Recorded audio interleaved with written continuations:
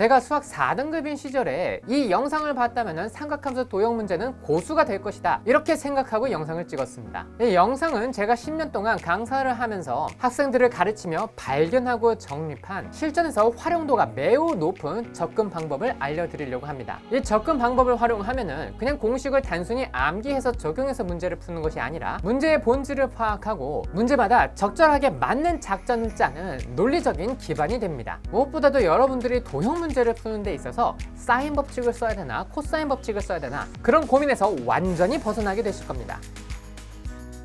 자, 먼저 이 사인 법칙과 코사인 법칙이 문제의 단서마다 그리고 구하는 답마다 어떤 상황에서 무엇을 써야 되는지부터 정리를 한번 해볼게요. 자, 문제에 있는 단서가 그리고 구하는 답이 두 변 한 각이 나와 있을 때 한 각을 추가로 구해야 한다면은 그때 우리가 사인 법칙을 씁니다. 또 언제 사인 법칙을 쓰냐면은 한 변 두 각이 나왔을 때 또 나머지 한 변을 구할 때도 사인 법칙을 씁니다. 왜 그러냐면은 일단 이 사인 법칙 공식의 이 부분을 한번 보세요. 그렇다면은 두 변 한 각이 나와 있습니다. 자, A변, B변이 나와 있고 한 각 A가 나와 있다고 친다면은 이때 나머지 한 각 B를 구할 수가 있겠죠. 또 한 변 두 각, 자, 한 변 나와 있고 각 A, B가 나와 있다고 칩시다. 그렇다면은 이 식을 활용해서 나머지 한 변의 길이 B를 또 구할 수가 있겠죠. 그래서 이런 상황에서 사인 법칙을 쓸 수 있다는 겁니다. 그리고 추가적으로 외접원이 등장하고 있다면은 외접원과 삼각형이 등장하고 있다면 그럼 그때도 사인 법칙을 씁니다. 왜냐하면은 이 대문자리 외접원의 반지름의 길이이기 때문이죠. 자, 그에 비해서 코사인 법칙은 언제 활용을 하게 되느냐? 자, 코사인 법칙은 두 변 한 각이 나와 있는 상태에서 한 변의 길이를 더 구해야 할 때 사용을 할 수가 있습니다. 예를 들어서 자, 두 변 BC가 나와 있는 상태이고 한 각 A가 나와 있다면은 바로 A변의 길이를 구할 수가 있겠죠. 자, 그리고 또 세 변의 길이가 나와 있다고 한다면 각을 구할 때도 코사인 법칙을 활용을 할 수가 있습니다. 자, 이렇게 세 변의 길이가 나와 있다면 어떤 각이든 다 구할 수가 있겠죠. 그런데 여러분들이 여기서 또 주목해야 될 부분은 무엇이냐면 자, 두 변 한 각 나와 있을 때 사인 법칙을 쓸 때도 있고요. 또 두 변 한 각 나와 있을 때 코사인 법칙을 쓸 때도 있다는 겁니다. 아니, 그렇다면은 제시된 단서가 좀 똑같은 상황에서 사인 법칙을 쓸 때도 있고 코사인 법칙 쓸 때도 있는데 그럼 그걸 어떻게 구별을 하죠? 네, 바로 구하는 답이 무엇인지를 보고 판단을 하면 되는 겁니다. 근데 선생님, 저는 이 모든 상황을 각각 다 기억하기 너무 힘들 것 같아요. 그러면 이렇게 기억을 하면 돼요. 사인 법칙 같은 경우에는 답으로든 단서로든 일단 각이 여러 개가 나와요. 이렇게 막 두 개가 나오잖아요. 코사인 법칙 같은 경우에는 답으로든 단서로든 변의 길이가 세 개가 나옵니다. 그래서 각에 대한 단서가 많다, 그렇다면은 사인 법칙, 그리고 변의 길이에 대한 정보가 많다, 그렇다면은 코사인 법칙, 이렇게 생각을 하는 것이 실전에 훨씬 더 유용할 수 있습니다. 자, 그렇다면은 각이 대체 얼마나 많이 제시가 되어 있어야 각이 많은 것이냐? 두 개 이상이기만 하면 돼요. 아니, 뭐 두 개가 뭐가 그렇게 많은 거냐? 자, 그런데 하나의 삼각형에서 각 두 개를 알고 있다면 나머지 하나도 그냥 자동으로 알게 되는 거거든요. 그러니까 문제에서 각이 단서가 두 개가 나와 있다고 한다면 그거는 정말 많이 제시가 되어 있는 겁니다. 그리고 추가적으로 외접원이 등장했을 때도 사인 법칙을 쓰게 되는 것이죠. 그런데 이 내용을 좀 더 실전에 더 적용하기 좋게 업그레이드를 한번 해볼게요. 사실 이 사인 법칙 기본 공식은 전혀 실전적이지 못합니다. 자, 그래서 저는 문제 풀 때 진짜 뭐 빈칸 채우기 문제에서 강제로 이렇게 딱 쓰라고 하지 않는 이상 절대로 이 형태의 사인 법칙 공식을 쓰지 않아요. 그리고 제가 가르치는 학생들에게도 이 형태로 사인 법칙 쓰지 말고 이 사인 법칙의 본질을 활용하라 라고 이야기를 합니다. 이 사인 법칙의 본질이 무엇이냐면은 결국 핵심은 A변 대 B변 대 C변의 길이의 B가 사인 A 대 사인 B 대 사인 C가 된다는 것이거든요. 그러니까 어떤 요런 삼각형 ABC가 있다고 한다면은 이때 변 길이의 B가 사인 A 대 사인 B 대 사인 C가 된다는 것이 사인 법칙의 진정한 본질인 겁니다. 이렇게 도형 형태로 이 사인 법칙의 의미를 이해를 해야 실전의 사인 법칙을 제대로 적용할 수가 있게 되는 거예요. 이 원래 사인 법칙 공식은 실전을 거부하는 천하의 꽂아먹은 형태라는 것이, 우리가 보통 문제를 풀다 보면은 삼각형의 변의 길이를 구해야 될 때가 대부분의 상황인 것이지 대체 각도의 사인 값분의 변의 길이 이런 것이 실전적으로 별로 쓸 일이 없다라는 거죠. 그래서 차라리 이렇게 비례관계를 알고 있는 것이 훨씬 더 유용합니다. 그리고 이 비례관계를 제대로 이해하고 활용할 줄 알게 된다면 정말 사인 법칙의 신세계가 열립니다. 그럼 진짜 신세계를 열어드리기 위해서 이 사인 법칙을 진정으로 활용하는 스킬을 알려드릴게요. 그건 바로 내 키를 서장훈 키로 바꾸는 방법입니다. 아니 이게 무슨 소리냐? 내 키를 어떻게 하면 서장훈 키로 바꿀 수 있죠? 조금 어이가 없지만 문제 풀 때 극강의 능력을 발휘하니까 한번 끝까지 보세요. 일단 내 키를 내 키로 나누고 서장훈 키를 곱하면은 서장훈 키가 되겠죠. 그런데 내 키를 꼭 내 키로만 나눠야 할 건 아니고 내 키의 b로 나누고 서장훈 키의 b를 곱해도 어차피 이 분수 값은 똑같은 것이니까 이렇게 하면 내 키를 활용해서 서장훈 키를 구할 수가 있겠죠. 여기서 말하는 내 키라는 것은 무엇이냐면은 내가 단서로 알고 있는 거, 아는 길이. 자, 그리고 서장훈 키는 내가 답으로 구해야 된다든지 그런 모르는 길이. 이렇게 하면 된다는 거예요. 이것을 사인 법칙에 한번 적용을 해보겠습니다. 예를 들어서 내가 B변의 길이를 안다고 한번 해볼게요. 근데 A변의 길이를 모른다고 한번 해봅시다. 그리고 이 상황에서 각은 다 안다고 한번 해볼게요. 그래서 각에 대한 정보가 많이 제시됐을 때 쓰는 겁니다. 그럼 여기서 어떻게 하면 되냐면은 이제 이 B의 길이가 내 키고 그리고 A의 길이가 바로 서장훈 키예요. 그럼 내 키를 서장훈 키로 바꾸려면 어떻게 되죠? 내 키에다가 내 키를 나누고 서장훈 키를 곱하면 A 길이가 나옵니다. 하지만 여기까지만 하면 사실 아무 소리도 아닌 것이 애초에 A의 길이를 모르니까 이것 자체가 의미가 없겠죠. 하지만 우리가 사인 법칙에서 무엇을 알고 있냐면은 A 대 B 대 C 변의 길이가 sin A 대 sin B 대 sin C라는 걸 알고 있어요. 그래서 우리가 이 분수에서 A의 길이는 모르지만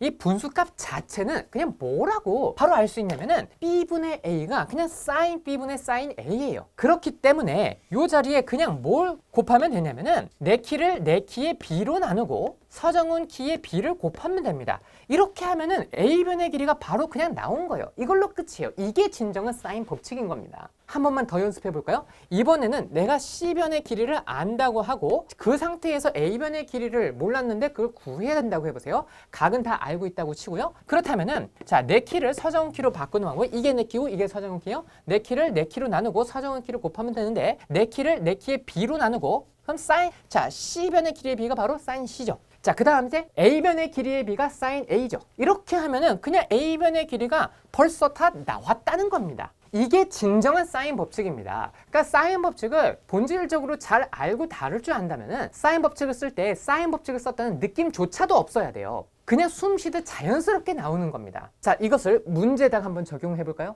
자, 이 문제에서 AB의 길이가 8이고 A각의 크기가 45도, B각의 크기가 15도, 그리고 삼각형 ABC에서 BC 변의 길이를 이걸 구해야 하는 겁니다. 자, 그렇다면은 이때 이 C각의 크기는 120도가 나오게 될 것이고, 자, 각을 다 아는 상태에서 내가 유일하게 알고 있는 이 길이가 바로 8이에요. 그렇다면 내가 이 BC의 길이를 구할 때 어떻게 하면 되느냐? 자, 내 키에다가 내가 아는 길이에다가 내 키의 B로 나눠요. 자, 그것이 바로 마주보는 각이 120도니까 사인 120도가 요 길이 8의 B가 되는 것이고요. 그리고 BC 변 길이의 B가 요 마주보는 각 45도의 사인 값. 자, 그래서 사인 45도를 곱하면 됩니다. 이렇게 하면 BC의 길이가 그냥 바로 나오는 거예요. 자, 이걸 계산하면 그냥 바로 3분의 8 루트 6이라고 금방 구할 수가 있겠죠. 한 문제 더 해볼게요. 일단 이 문제를 일반적인 사인 법칙 쓰는 방법대로 한번 해보겠습니다. 그리고 선생님이 알려준 방법으로 풀어보면서 한번 비교를 해볼게요. 여기에서 DC의 길이를 구하려고 하고 있습니다.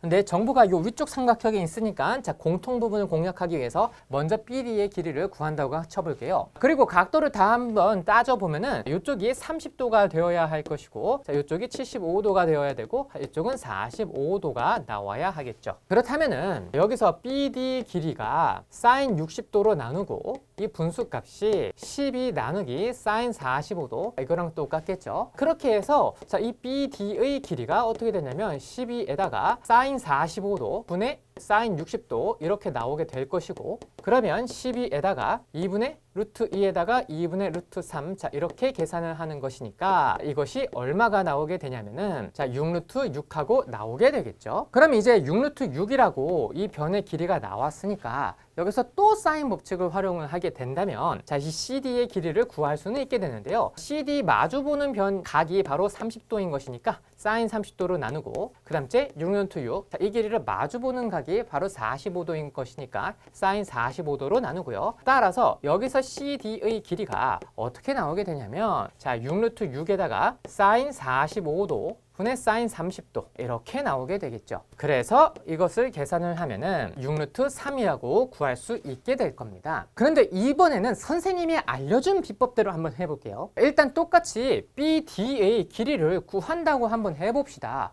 그럼 어떻게 하면 되느냐? 내가 알고 있는 길이가 이 삼각형에서 12가 있어요. 그럼 내가 알고 있는 이 길이를 이 길이의 b로 나눠. 그럼 얼마로 나누면 돼? 마주 보는 각이 45도니까 사인 45도로 나누고, 그 다음 이 변의 길이의 b는 마주 보는 요 각인 60도로 곱하면 되겠지. 이것까지만 하더라도 이미 벌써 BD의 길이가 다 나왔고, 그 다음에 이 BD 길이에서 이 BD 길이의 b로 나눠줍니다. 그게 무엇이냐? 사인 법칙에 의해서 그게 사인 45도라는 거고, 그 다음 DC 길이의 b인 사인 30도를 곱하면 된다는 거죠. 이러면은 벌써 그냥 CD의 길이가 다 나온 거예요. 마무리 계산을 하자면은 사인 45도 루트 2분의 1, 사인 45도 루트 2분의 1 둘이 곱하면 얼마야? 2분의 1. 근데 사인 30도가 2분의 1이니까 자, 이거 다 지워져서 없어지죠. 그 다음에 사인 60도가 2분의 루트 3인 것이니까 이거 이 나눠서 없애면은 6루트 3이라고 바로 나오게 되겠죠. 이 첫 번째 풀이와 두 번째 풀이의 계산량의 차이를 한번 보세요. 사인 법칙의 본질을 모른 채로 그냥 단순 공식 적용 반복을 하는 것과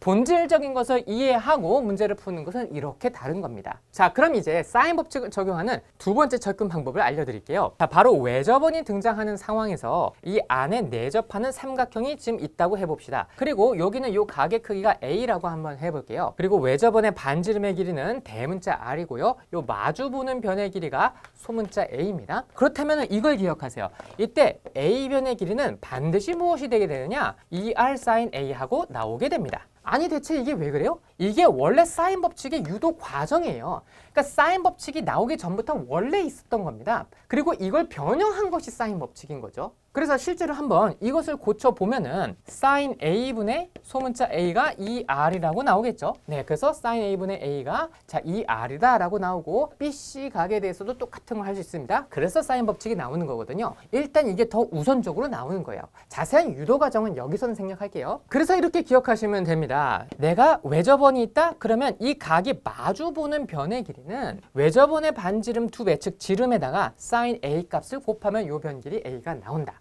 사실 또 알고 보면 별거 아닌 게 요거하고 요거 비교를 해보세요.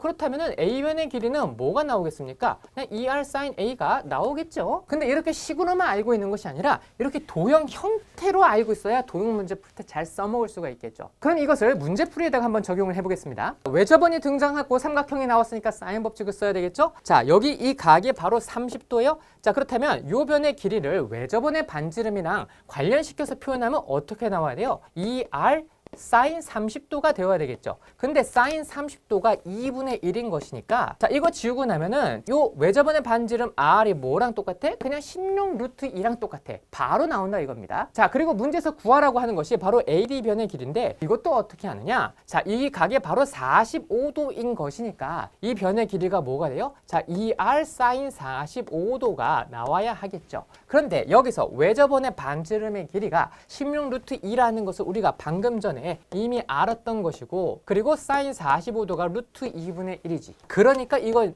지워서 없애고 나면은 얼마가 나온다? 네, 바로 32가 나온다. 벌써 이 문제가 해결이 된다는 겁니다. 그럼 이렇게 외접원이 나왔을 때 사인 법칙 어떻게 써야 될 것인지 확실히 익혔을 겁니다. 그리고 이제 추가적으로 하나만 좀 더 볼게요. 최근 평가원 모의고사에서 나왔던 문제인데 이 문제 글이 있고요. 자, 문제 그림이 이렇게 있습니다. 근데 지금 문제 그림은 좀 보지 말고 이 문제 글만 한번 잘 보세요. 자, 이 문제 같은 경우에는 사인 법칙을 써서 푸는 문제일까요? 코사인 법칙을 써서 푸는 문제일까요? 문제 글만 읽어봐도 이건 바로 알 수 있는 겁니다. 이 문제의 글을 보시면은 자, AB변의 길이, AC변의 길이, 그리고 AB하고 AD의 길이가 똑같고 BD 변의 길이까지 나와 있어요. 아니 그렇다면 무엇에 대한 단서가 이렇게나 많습니까? 그렇죠. 변의 길이에 대한 단서가 너무나 많이 제시가 되어 있는 것이죠. 그렇다면 여기서 무슨 법칙을 써야 된다? 그렇죠. 바로 변의 길이에 대한 정보가 많이 제시됐을 때는 코사인 법칙을 쓰면 된다는 겁니다. 이렇게 여러분들이 문제 단서 상황마다 어떻게 문제를 접근해야 되는지 필연적인 논리적인 일관성 있는 방법이 있습니다. 이렇게 이 영상에서 사인 법칙, 코사인 법칙 뭘 써야 될지 헷갈리는 거 딱 정리를 해드렸습니다. 자, 특히나 사인 법칙에 대해서 그냥 교과서에서 나와 있는 공식 말고 실전에서 즉각적으로 바로 답을 구할 수 있는 서정문 키를 구하는 방법, 이것에 대해서도 설명을 드렸는데요. 여러분들이 잘 복습하셔서 활용하시길 바랍니다.